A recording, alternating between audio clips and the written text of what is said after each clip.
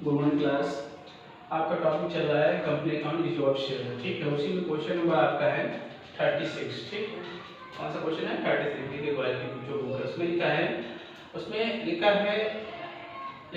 Who hold 200 of rupees 100 has paid 25 rupees application. यानी एक share holder था, उसने क्या किया, सबसे पहले लिखा है उसके पास कितने शेयर थे, 200 शेयर थे 100 रुपए वाले। उसने क्या किया, सिर्फ 25 रुपए एप्लीकेशन मनी पे किया, ठीक है।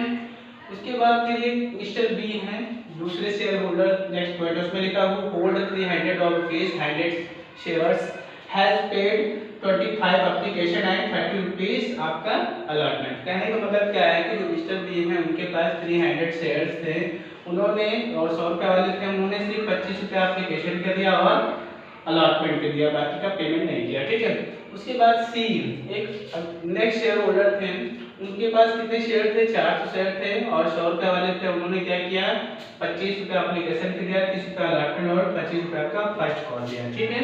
तो यहाँ पर हमें क्या करना है, क्वेश्चन में हमें जनरलाइज करना है, जनरल एंट्री करना है, ठीक है। यानी 3 शेयर होल्डर हैं, उन्होंने डिफरेंट टर्म्स पे यानी डिफरेंट कंडीशन पे उसका पेमेंट्स नहीं किया है ना। यानी ये एक तरीके से देखा जाए तो ये तीनों शेयर होल्डर क्या हैं, पूरे के पूरे डिफॉल्टर हैं ना, इन्होंने कंपनी को चीट कर दिया, ठीक है।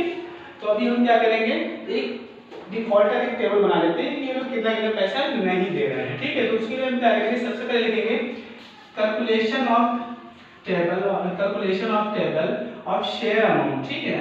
ये हमारा टेबल है, क्या है, पर्टिकुलर। सबसे पहले यहाँ पर क्या लिखा है, 25 रुपीज आपका क्या लिखा है, यहाँ पर एप्लीकेशन पे दिया है, अलॉटमेंट पे कितना दिया है, 30 रुपीज। यानी सेकंड पॉइंट में क्या लिखा है, 25 रुपया आपका ए भी दे रहा है और बी भी पेमेंट कर रहा है, 30 रुपीज अलॉटमेंट, तो 20 रुपया अलॉटमेंट लिख देंगे।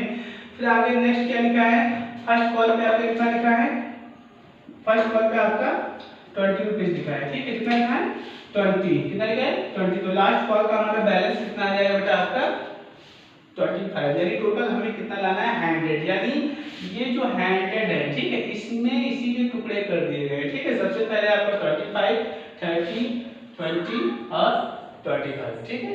तो कितना हो गया टोटल, अगर आप देखें 20 है ना, 25 कितना 50 और ये कितना हो गया 30, 80 और प्लस 20 कितना हो गया 100, ठीक है। तो सबसे पहले हम क्या कर ले रहे हैं, यहाँ पर शेयर अमाउंट लिख ले रहे हैं कि इसके पास कितने कितने शेयर है, ठीक है। तो सबसे पहले लिख ले रहे हैं, ए के पास कितने शेयर है, 200, बी के पास 300, सी के पास कितने हैं, 400, ठीक है। तो अभी इनका हम अमाउंट कैलकुलेट कर ले रहे हैं, ठीक है। सबसे पहले क्या लिखा है, ए के पास 200 क्या है, शेयर्स हैं, तो एप्लीकेशन पे क्या कर रहा है, पेमेंट्स कर रहा है। फर्स्ट लाइन में आप पढ़ेंगे, वहां पर देखेंगे कि शेयर होल्डर ए था जिसके पास 200 शेयर थे, उसने सिर्फ एप्लीकेशन मनी पेड किया, ठीक है। लिखा है आपके क्वेश्चन में, देखिएगा, ठीक है, सामने कितना, सीधे इसका यानी 200 का 25 से मल्टीप्लाई करेंगे तो कितना का 5000, क्लियर। उसके बाद आपका अलॉटमेंट दिया गया, तो 200 का अलॉटमेंट से मल्टीप्लाई करेंगे कितना आएगा, 6000। अभी देखो ए ने सिर्फ एप्लीकेशन मनी पे किया, बाकी कहां नहीं किया, अलॉटमेंट पेमेंट नहीं किया, ठीक है। उसके बाद यहाँ पर फर्स्ट कॉल को भी पेमेंट नहीं किया, हमने दिखा दिया 20 रुपीज है, तो मल्टीप्लाई करके कितना आएगा 4000। फिर फाइनल कॉल का भी पेमेंट नहीं किया, ठीक है। आपने देखो जितना भी अमाउंट ब्रैकेट जिसके सामने ब्रैकेट लगा है वो सारा अमाउंट क्या हो रहा है, वो पेमेंट नहीं हुआ है, ठीक है। यानी इन शेयर होल्डर के द्वारा इस अमाउंट का पेमेंट नहीं किया गया, ठीक है।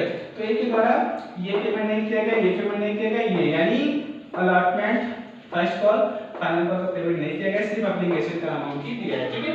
उसके बाद मिस्टर बी हैं, इन्होंने क्या किया है, इनके पास 300 शेयर थे, इन्होंने एप्लीकेशन मनी दिया, ठीक है, और अलॉटमेंट मनी दिया। अभी ये अमाउंट कैसे आया, इसको हम क्या करेंगे, 300 शेयर्स हैं, एप्लीकेशन पे 25 है, मल्टीप्लाई करके दिखाएंगे तो कितना है 7500।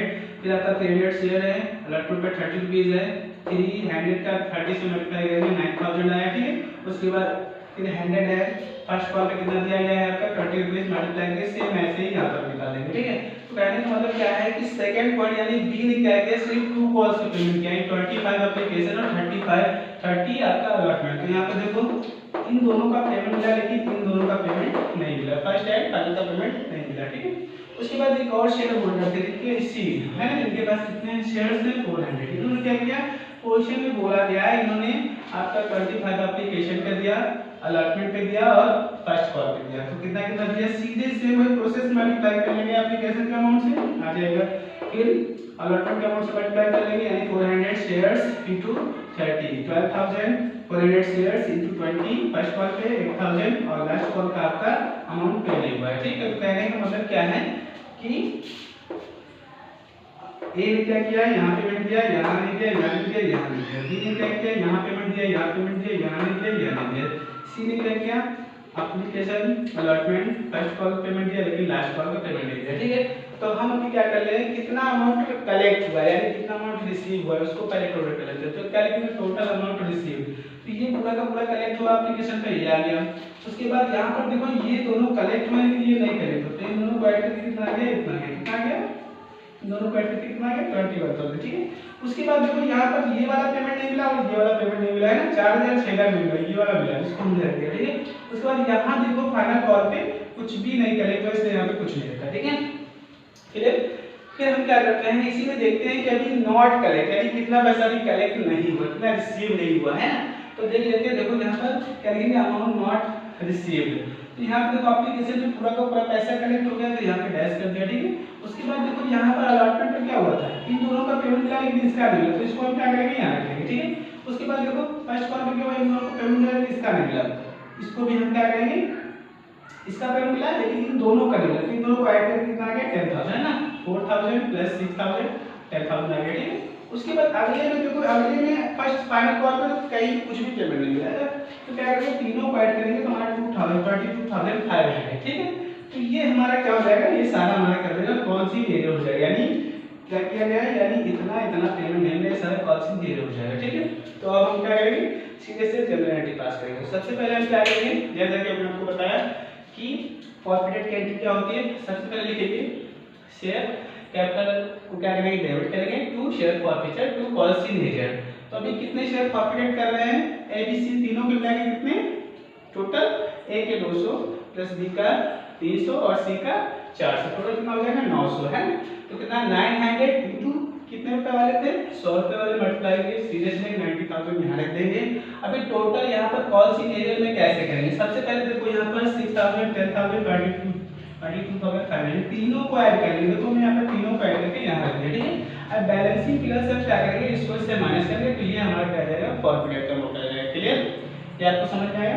ठीक है, तो इससे फॉरफिटेड ठीक है 900। ठीक है, उसके बाद फिर क्या बोला गया है कि यही शेयर जो फॉरफिटेड किए गए हैं, यही शेयर को क्या किया गया है, आगे 95 रुपीस पर क्या किया गया, रीइश्यू कर दिया किसी अदर पर्सन को। ठीक है, तो यहाँ पे सबसे पहले एंट्री क्या होगी, बैंक अकाउंट डेबिट, फिर क्या आएगी, share forfeiture account debit to share capital. ठीक है, तो अभी हम क्या करेंगे, सबसे पहले 900 शेयर से जिसको हम रीइश्यू कर रहे हैं और 100 रुपए वाले थे, तो शेयर कैपिटल में क्या करेंगे, 900 इंटू 100 टोटल 90,000।